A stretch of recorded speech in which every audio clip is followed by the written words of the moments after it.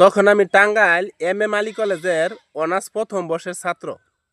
মাসের শেষ দিয়ে টিয়া পয়সা নাই, পকেটে 10টা টিয়া আছে মাত্র। এমন সময় মার বয়সী এক চাচি আয়া কইতাছে, বাজান গো, দুপুরে হয়ে গেছে, আমি না খাইয়া আছি।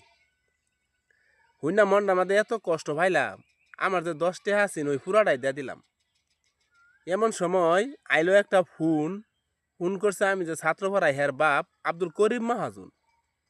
ফোন দিয়ে কইতাছে, আমরা তো পিকনিকে যাইয়াম, সাথে যাব আপনার ছাত্র আকাশ, তাই আপনার নাম্বারটা দিন, যেটা দেয় খুলছুন বিকাশ।